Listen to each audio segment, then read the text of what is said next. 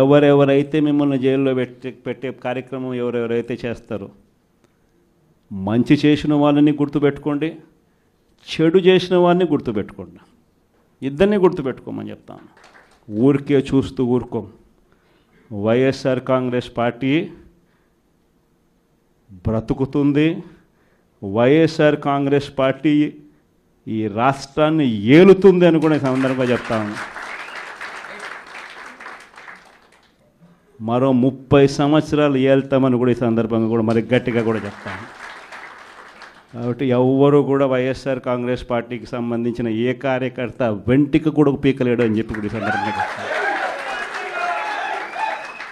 ఇది ప్రతి ఒక్కరూ గుర్తుపెట్టుకోండి, ఒక్కటే గుర్తుపెట్టుకోండి. ఈసారి జగనన్న 2.0 కొంచెం వేరుగా కూడా ఉంటుంది. ఈసారి జగనన్న 2.0 కార్యకర్త కోసం ఎలా పనిచేస్తుందో కూడా చూపిస్తుంది. ఇది మాత్రం నేను ఖచ్చితంగా చెప్తా ఉన్నా. ఎందుకనంటే జగనన్న 1.0లో బహుశా కార్యకర్తలకు నేను అంత గొప్పగా బహుశా చేయలేకపోయి ఉండొచ్చేమో. ప్రతి పథకము ప్రతి విషయంలోనూ కూడా మొట్టమొదటిగా ప్రజలే గుర్తుకొచ్చారు. ప్రజలకు మంచి చేయడం కోసమే నా టైం కేటాయించా, నా తాపత్రయపడ్డా, ప్రతి విషయంలోనూ దానికోసమే అడుగులు వేశా. కానీ జగనన్న 2.0కి వచ్చేసరికి మాత్రం చంద్రబాబు నాయుడు కార్యకర్తలకు పెడతా ఉన్న ఇబ్బందులు చూసా, కార్యకర్తలు పడతా ఉన్న అవస్థలు చూసా, కార్యకర్తలు పడతా ఉన్న బాధను గమనించా.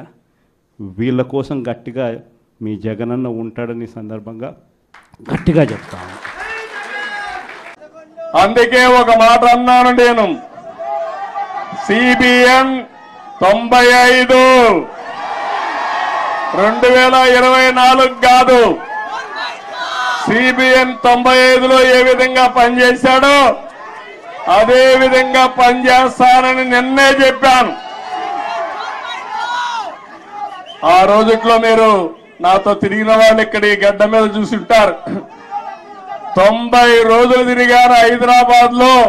ఆకస్మిక తనిఖీలు తెల్లవారుజామున లేచి అందరి తలుపు తట్టి నిద్ర లేపి సమస్యలు తెలుసుకుంటూ పరిష్కారం చేసిన రోజులు అవన్నీ. అలాంటివి చాలా చేశాం. ఆ రోజు చేసిన కార్యక్రమాలే మీరు చూస్తే శ్రమదానం, అదే మరి జన్మభూమి, అదే మారిగా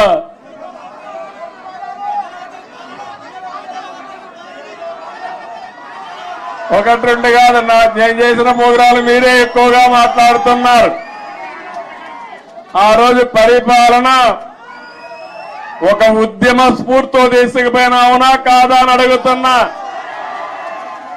కొత్త కొత్త ఆలోచనలు చేశాం.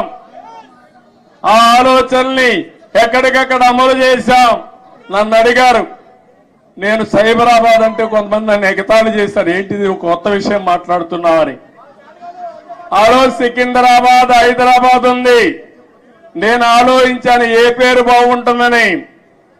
సరైన నేమో ఇన్ఫర్మేషన్ టెక్నాలజీ వచ్చింది, సైబరాబాద్ అని పేరు పెడదామని పెట్టి కడాన అమెరికా అధ్యక్షుడు బిల్ క్లింటన్ పిలిపించినప్పుడు నామకరణం చేశాం మనం. మన టెక్నాలజీ ఆయన చూసి ఆ రోజుల్లోనే ఆశ్చర్యపోయాడు, ఒక హైదరాబాద్ లో టెక్నాలజీ ఇంత అడాప్ట్ చేసుకున్నారని. అది నా స్వార్థం కోసమో కొంతమంది స్వార్థం కోసం కాదు, జాతి ప్రయోజనాల కోసం మనం చేయడం జరిగింది. ఇక్కడుండే నాయకులందరికీ మీ అందరికీ ఒకటే చెప్తున్నాను, 20 ఏళ్లుగా అపోజిషన్ లో ఉన్నాం. తెలంగాణలో కూడా తెలుగుదేశం పార్టీ ఉండాలనా లేదా అని మిమ్మల్ని అడుగుతున్నా.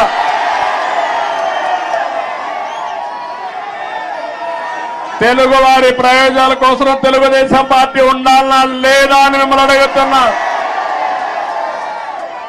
తెలంగాణ గడ్డ పైన పుట్టిన పార్టీ ఉండాలనా లేదా అని అడుగుతున్నా.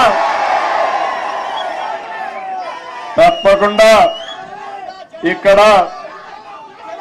పార్టీ కోసం పనిచేసిన కార్యకర్తలు ఉన్నారు. తొందరలోనే పార్టీని రీస్ట్రక్చరింగ్ చేస్తాం. మళ్ళా యువకుల్ని ప్రోత్సహిస్తాం. యువ రక్తాన్ని ఎక్కిస్తాం, చదువుకున్న వ్యక్తులందరినీ కూడా తీసుకొస్తాం. నేను ముందే విధంగా అయితే ఆలోచించానో ఇప్పుడు టెక్నాలజీ కూడా వచ్చింది కాబట్టి ఆంధ్రప్రదేశ్ ఒక విధానం, తెలంగాణ ఇంకొక విధానంతో ఆలోచించి ప్రత్యేకమైన శ్రద్ధ పెట్టి ఒక మంచి పార్టీని అభివృద్ధి చేద్దాం. ఇక్కడ తెలుగుదేశం పార్టీకి ఒక ప్రత్యేకత ఉంది. అధికారం ఉన్నా ప్రతిపక్షంలో ఉన్నా ఎప్పుడూ ప్రజాపక్షంలోనే మనం ఉంటాం. ఈరోజు ఎన్టీఆర్ రామారావు ఎన్టీఆర్ ట్రస్ట్ బిల్డింగ్ ఇది. మీరు పక్కన చూస్తే బ్లడ్ బ్యాంక్ ఉంది.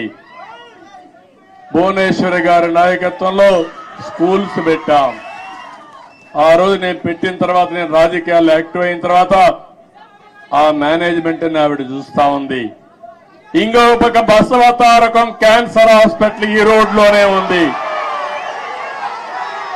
అది మన నాయకుడి కళ. ఆ రోజు ఆయన ఆలోచించాడు, ఎవరైతే మా అత్తగారు క్యాన్సర్ తో చనిపోతే ఇంకొకరి మారిగా చనిపోకూడదని ఆలోచించి క్యాన్సర్ హాస్పిటల్ ప్రారంభించాడు. చేయాలని ఆలోచన వచ్చింది. తర్వాత నేను ముఖ్యమంత్రి అయిన తర్వాత దాన్ని అభివృద్ధి చేశాను. ఇప్పుడు బాలకృష్ణ గారి ఆధ్వర్యంలో బసవతారకం క్యాన్సర్ హాస్పిటల్ ఈ ప్రాంతంలో ఎనలేని సేవలు అందిస్తున్నారు.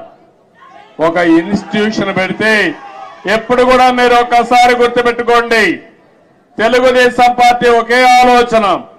ఆ ఆలోచన ఏ విధంగానైనా సరే ప్రజలకు సేవ చేయాలన్న ఆలోచన తప్ప పెత్తనం చేయాలని కాదనే విషయం మరొక్కసారి మీ అందరికీ గుర్తు చేస్తున్నా.